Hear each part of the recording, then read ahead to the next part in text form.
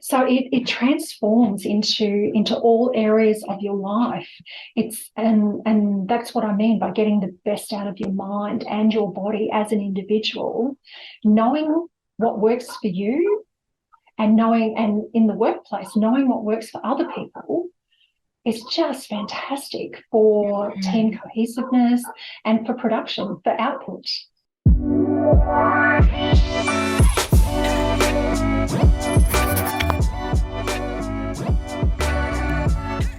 Welcome to today's episode of Influence by Design. I'm your host, Samantha Riley, and today we're going to talk about how to achieve success through well-being and how your well-being or the way you're thinking about well-being might be a little bit different, because it's certainly a conversation that I've been challenged with a little bit in understanding how we are all just so unique. So I've invited Michele Scherr, who's a registered nurse. She's a wife, a mother, a grandmother, and a health and wellbeing coach. And she's going to talk about the emerging field of epigenetics and AI, as well as everything else that she's going to talk about in regards to you being the best that you can be. So welcome to the show, Michele.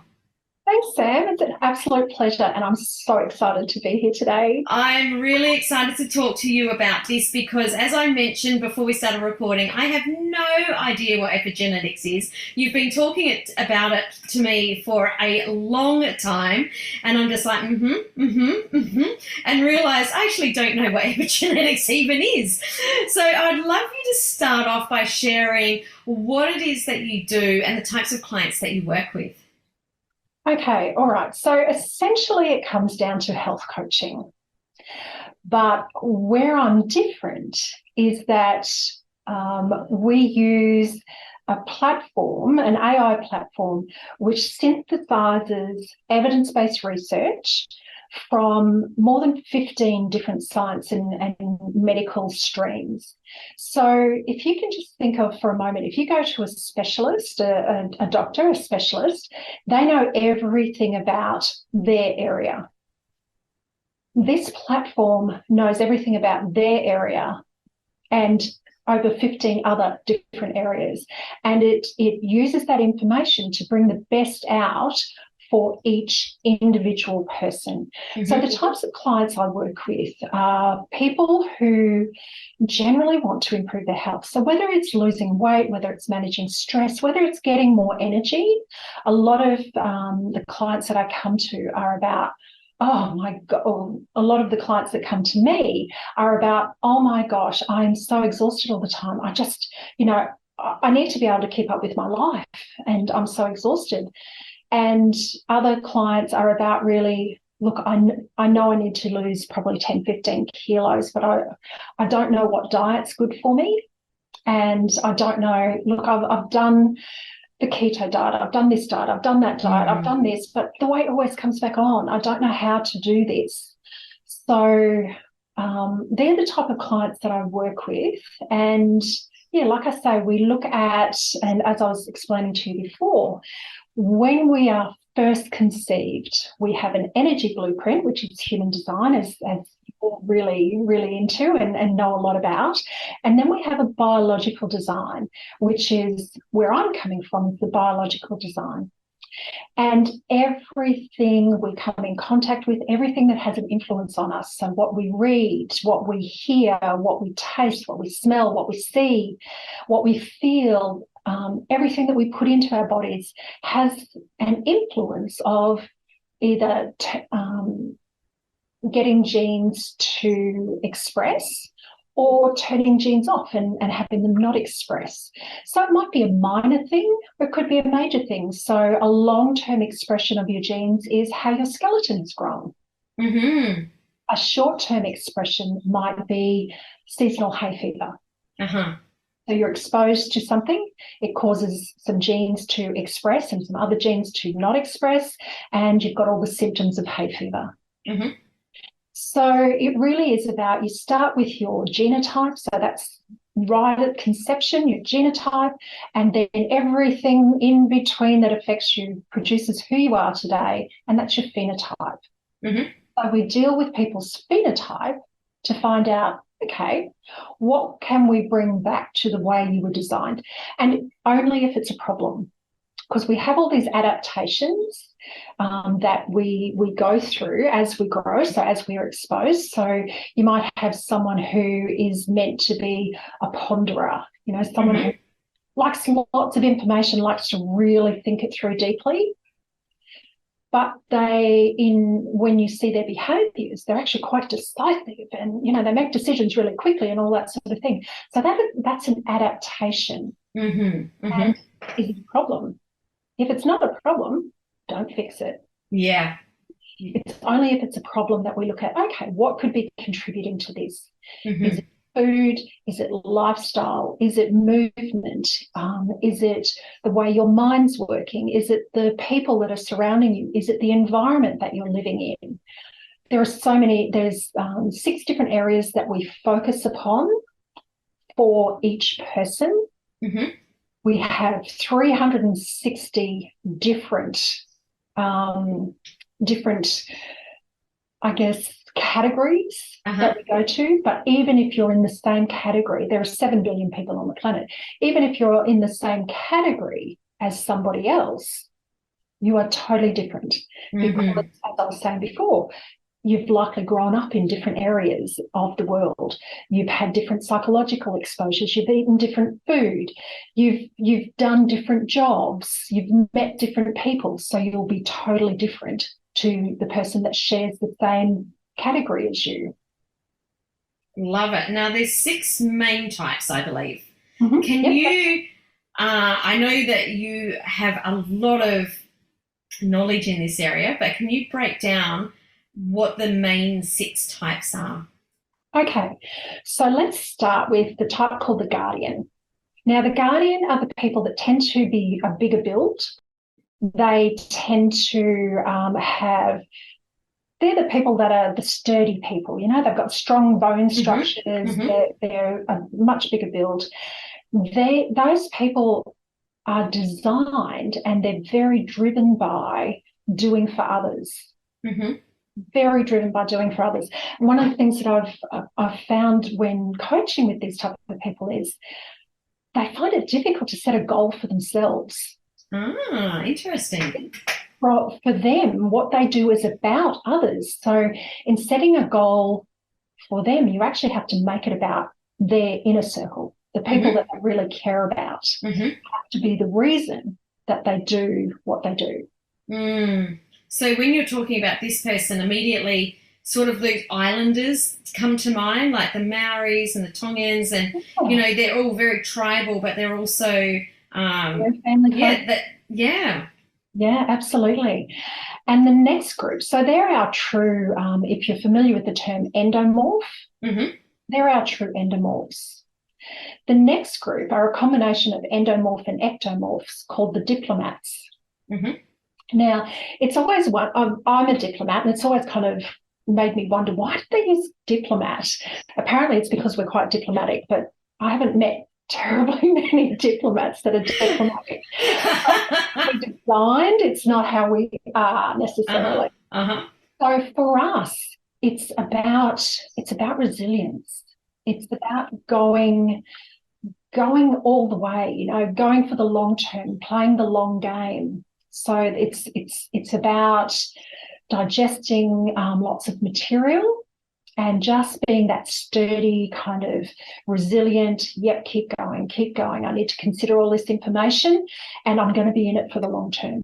Then we come around to people that are called sensors. Now, these people are true ectomorphs in that when they develop initially very much the brain, the nervous system, and the skin.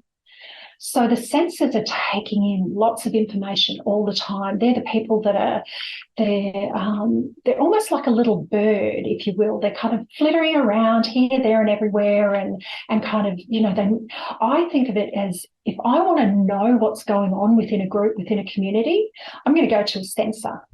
Because they're the people that know. They've taken in all this information through their senses, and they know what's going on. Then we come around to the crusaders. The crusaders, and as you can imagine with the name, the crusaders are very much, they need a mission. They are very focused on their mission, and if you're part of their mission, you're in. If you're not part of the mission that they've got for themselves, then it's not that they don't care about you or they disrespect you or anything. It's just you're not part of the mission. I'm focused. And it's not, so learning how to deal with that sort of thing is, if you've got them in the workplace, if you've got them at home, it's knowing how can you contribute to their mission. Now, then we move around to the mesomorphs.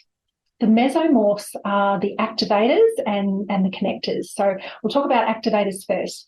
Activators are your pocket rockets. They're the people that just seem to go and go and go. Life is like a hit session, you know, the high intensity interval training.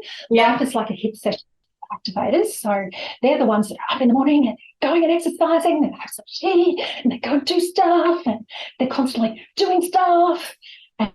And it's knowing that they need to do stuff. Then you've got the connectors. The connectors are a combination of the mesomorph and the endomorph. And the connectors really are they're the people that keep communities together. Mm-hmm. They're the people that really want to have fun with you. They want to bring you along. They want to connect with you on an emotional level. And they do that through fun. They do that through eating. They do that through groups. And so that's the 6. All right. So obviously we, as entrepreneurs, we want to be well because, you know, we're focused and creative and energized and productive and all of these types of things. How does knowing your type play into that? What's the link between a crusader and what they eat? Because you talked about the energy of what they do, but obviously then you're bringing in eating styles or different types of food and exercise. Absolutely, Sam, absolutely. So with a crusader, I love that you've asked me this question. With a crusader, what they eat is all about keeping their mind clear, because they're very much about, like I said, they're about their mission. They're constantly thinking about their mission. So eating 5 times a day for a crusader is about keeping their mind clear. Mm-hmm. So just an orange mid-morning will help get them through to lunchtime without foggy thinking. Mm-hmm. Whereas for an activator, eating 5 times a day is about giving them the fuel they need for their movement.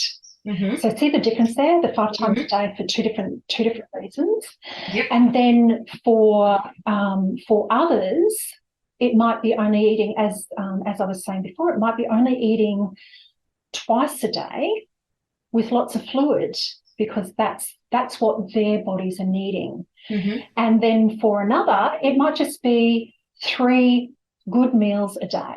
Mm-hmm. That's all they need. Start off, breakfast like a king, lunch like a prince, and dinner like a pauper. That sort of thing. That suits a different type. So that suits guardians. It's very individual, and it's very so even though we say there are 6 types, like I said, 60 subtypes within each of those types, and then however many of those subtypes, there are millions of individuals within that subtype. So it's it is very complex, which is why we use the AI to help us with the platform to help us work it all out. And the AI is very much directed on your health at this point in time. Mm-hmm. So we do regular biometric measurements and that sort of thing to see how your body is responding. And as the body changes and becomes its optimized self, so too does the recommendations about food, the recommendations about exercise, recommendations about social activity, environmental activity, lifestyle, all of that sort of thing changes with body optimization and mind optimization. So with the AI, is this... is it done through some sort of biological testing, or is it done through answering questions? So it is a combination of biometric measurements. We don't do any invasive testing. Mm-hmm. It's done through biometric measurements. So to start with, we'll start with the widest part of the skull. We'll measure the jaw, the neck. We'll measure the elbow, the wrist, the hand, the length of the palm. We'll do all of those sort of measurements down the body to look at inflammation, to look at how you've developed. We use a lot of ratios to look at bone growth and that sort of thing.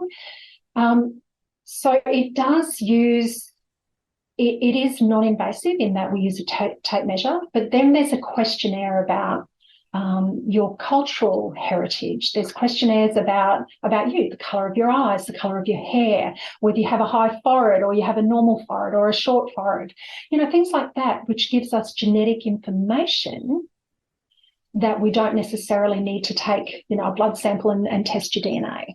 Yeah. I found it interesting because at first I thought, if it's answering questions, so I used to work in the health and wellness industry, and what I found when I started working with a new client is the way that they answered questions was based on their beliefs and their conditioning, and often it took a lot of work to get to the point where they were like, oh, you were right. I thought that, I did well on eating this for breakfast because I didn't have anything to compare it against. So I always find it intriguing to know what the I guess the collection of data phase is really like, because I find that when you don't really have anything to compare against, it's very difficult to understand where you sit. Yeah, absolutely. And I think that's one of the things that we've, over time, it's a habit that we've got into. Well, where do I sit? Do I sit am I normal? Am I below normal? Like totally below normal? Am I average? Am I where do I sit? Am I doing the right thing? And this type of coaching, this type of health coaching is about making sure that you're comparing against you. Because there's no point in me comparing against you, for example, you, Sam, because I'm a different person. My body has different needs to your body. So this is going back to the beginning, this is the blueprint and going, so how far have I gone from my blueprint? Is it a problem for me? Is it not a problem for me? And if it is a problem for me, how do I get back as close as I can to my blueprint for ease? I don't think there's any entrepreneur that I know that wouldn't want to, achieve better results and get, more focus, more productivity. As entrepreneurs, I think we're hardwired to always want to be, I can't think of the word for it, like getting the best results possible. Hacking is the word I was thinking of. We want to, optimizing is probably a better word than hacking, but we want to get the most optimal results we can with what we've got available to us. That's what makes us entrepreneurs. What is an example of someone that you've worked with that came to you, whether it was weight or whether it was energy, whatever it was, and then what did you discover, and then what was able to change for that person? Obviously not sharing any private details. No. So yes, thank you. I am bound by confidentiality. So the case study that I'll give you is one that's out in the public arena. And actually, no, I will give you one of my clients who's happy for me to talk about her journey. So she came to me, and as part of her journey, she wants to lose weight. So, okay, all right. So we did all the measurements and answered the health questionnaire. And she came out that she was a diplomat. And as I said before, there are 6 different areas that we look in. And I kind of relate it as a hierarchy of needs. So if people are familiar with Maslow's hierarchy of needs, this is a very similar thing. So for diplomats, where we start, their foundation is all about their space, where they're at. It doesn't have to be like clinically clean and ordered and all of that sort of thing. It needs to be comfortable, because diplomats are generally, in their own way, the theme is comfort and pleasure. So if they're in an environment which, when you walk into a room or you walk into a particular place and you just go, oh my gosh, I can't spend much time in here. Uh-huh. It's doing my head in. Anxiety. Yes. So it's about finding that space for them that is comfortable, that is pleasurable. And for this particular client, what we found was, so we started with talking about her environment, and she had a mattress on the floor in her office which had to go downstairs, and her laundry was a mess, and all of this sort of thing. She's a stay-at-home mum. And I said, okay, well, over the next week before we get together again, I want you to start 5 minutes, just do one thing. So whether it's take the mattress downstairs to the garage, or whether it's to start on the laundry, throw the rubbish out, whatever. I want you to start on one thing. And she's very similar to a lot of people. So if you just start with 5 minutes, it's like, oh, I'm doing it now, I might as well finish. Yeah. So she did. And she went through the house and she basically reordered everything. And it was like she sat down, she went, oh, this feels so good. And then the next thing we worked upon was her schedule, and making sure that she was getting her sleep needs, her nutritional needs, her activity needs, all of that sort of thing.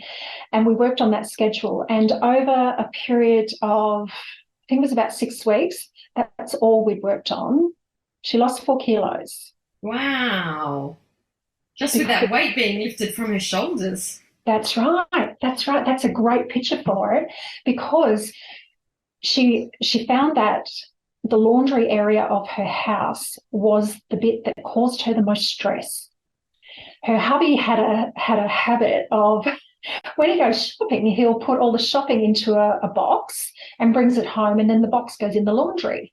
So she had this pile up of boxes, and she's just like, I need to get rid of those boxes. So she did, and she had a lot of stuff that she'd been storing that she didn't really want and all of that sort of thing. So she got rid of that and transformed her laundry, as well as helping her out with her timing, so space and time.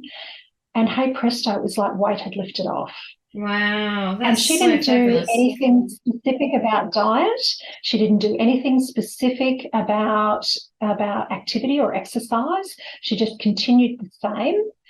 And yeah, that was before we got to diet and exercise. So yeah, that was 4 kilos of weight that, like you say, it's a good example, just lift it off. Yeah, I love that so much. For you, in going through this process, how has knowing this helped you in your business, for you as a business owner? So maybe your clarity, maybe your energy, whatever it is. It's actually been fantastic for me in managing my energy, because I now know that being the same type as the lady I was speaking about, I now know that I need to have my space comfortable. It needs to be comfortable around me. I now know that I need to be in charge of my schedule instead of my schedule running me. So I time block, and I've instituted a few different things. I now know that if I eat in a pattern with the recommended foods, that I feel so much better. I have so much more energy. If I exercise at the right time of day, doing the right sort of exercises, I'm building a stronger body. It's certainly helped. So I know where, I know that of mornings, I spend my time planning. When I'm wanting to be creative, when I'm really wanting to get in and get the do done, I do it of an afternoon, because that's when my mind is working the best. So it's certainly helped me to really sort things out. Like, I know that I would like to not start work until 10 o'clock in the morning, but I have one coaching call that starts at 9 o'clock. And so I've made it, okay, 9 o'clock in the morning is when I start work. So I have an easy morning, because that's what my system needs in terms of hormonal control and all of that sort of thing. So I have an easy morning leading up to that. And then, I do some planning, I do all of that sort of thing, but I leave the tough stuff to the afternoon. Interesting. And I'm guessing that there are other people that are designed to get the tough stuff out of the way nice and early. Yeah. Absolutely. So it really comes into, I did a leadership workshop, last year, and talking to the women that attended it. It was for women in leadership. Just talking about the interactions in the office and how to get the best out of people. Obviously, it was generic. We couldn't talk specifics because we didn't have specifics. But it was generic, and how to get the best out of people. So if you have someone who is very mission focused, give them a mission, give them their parameters, and let them go. They are going to deliver. They need challenges to keep engaged. Whereas if you've got someone who routinely, like a diplomat who likes to chew lots of information over and all of that sort of thing, you need to work with them so you don't put them under pressure. You put them under pressure, they're still going to try and do their process of like, I've got to read all this information, so they're going to do really long days and really, really work hard to get you your time frame because they want to get you your time frame, but you've just incredibly stressed them into doing things that they wouldn't normally do. So you've got to work around and be telling and working with them to say, how much information do you need to make a decision? How much information do you need to be able to, to move this forward, for example? So different ways of working with different people. So there is one particular group that you put them under an air vent, their mind will go foggy. They can't. Whoa. They just can't think with air blowing on them. There are others that need time and space away. So for the sensor in particular, they need time where they're not constantly interacting. They need time, almost like the float tank. They need time where they're not taking anything in through their senses. So putting them or having time where they can go and sit on their own is really good for a sensor. So it transforms into all areas of your life. And that's what I mean by getting the best out of your mind and your body as an individual, knowing what works for you and in the workplace, knowing what works for other people is just fantastic for team cohesiveness and for production, for output. Yeah. I love this so much because you mentioned it right at the beginning, there's people that have tried the keto diet and they've tried this and they've tried that. And this is just bypassing all of that and helping you to understand what works really, really well for you. Because I'm sure we've all done something, either exercise at different times of the day or eaten in different ways where we just don't feel that we're at our best. And we all love to feel at our best. Absolutely. I've got a question regarding your traditional career where you started in nursing. How did you make the transition from nursing into epigenetics, and how does the traditional medical field view, what it is or epigenetics? Yeah.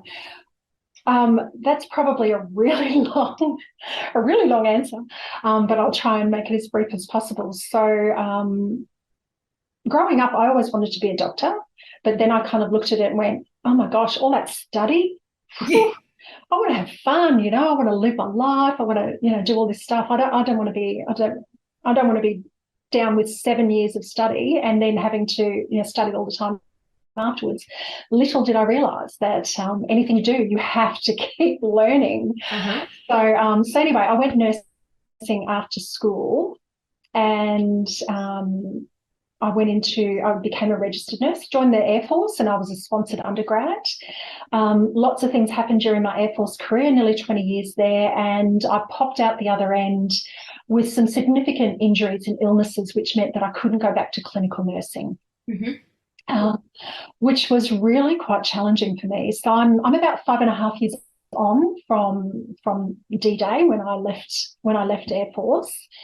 And it's taken me quite a while to get around to how can I contribute. When I left, I was at I was in the hole. I was right down the bottom, really bad place because I felt I had no value. I felt I had nothing more to offer. I took my uniform off and I didn't know who I was or how I could contribute to life, to my life, let alone anybody else's life. And that was really hard. So I did a few things that meant I got out in contact with people. And I really loved mentoring and coaching when I was in the Air Force. And so I decided I can be a mentor. I was kind of hesitant about the coaching stuff because I didn't really feel like I had the right to coach somebody. And anyway, so I tried out a few different forms of mentoring and coaching. And then I, during some networking, I came across this lady who was talking about, the hormones and, do you like getting up early? Do you like to eat? All of that sort of stuff. And I was like, oh, this sounds really interesting. And that lit my fire because I was always really into anatomy and physiology. That was something that I loved as when I was clinically nursing, and it really lit my fire. And then I went and did the training, and I'm just like, this is life changing, Yeah. So it's really lit my fire to get in, and I can help people to make a difference in their lives. The whole idea is when we get out there to get rid of lifestyle diseases. So type 2 diabetes is a lifestyle disease. Obesity tends to be a lifestyle disease. It's not always, but it does tend to be a lifestyle disease. There are so many things that are lifestyle diseases that we can influence with epigenetics and with health coaching. Love it so much. Does that answer your question? Yeah, totally. I'm always intrigued to know how people got there, especially when they're coming from traditional, careers, I guess, but, traditional beliefs and this is a little bit different, not a huge amount because it's still based on science. But what I love about this is the fact that you're taking into account everyone's uniqueness. And I think that is the key to success, is to really understand, because we're all so very different. And I think that so many problems with the whole health and wellness and diet industry is that there's this blanket rule, try this, and it just doesn't work like that. Right, that's right. To answer the second part of your question about contemporary medicine and how does it view epigenetics and that sort of thing, it's a case of awareness, I think, because the medical model that we currently have, particularly in Australia, is very reactive. So it's not until you develop symptoms or you develop an illness that you actually get treatment for it. But what if we could prevent that? What if we could live close to how we were designed? So we do regular education sessions, and the chief medical officer runs them. And from what he was saying, essentially we are designed to live to about 120. Wow.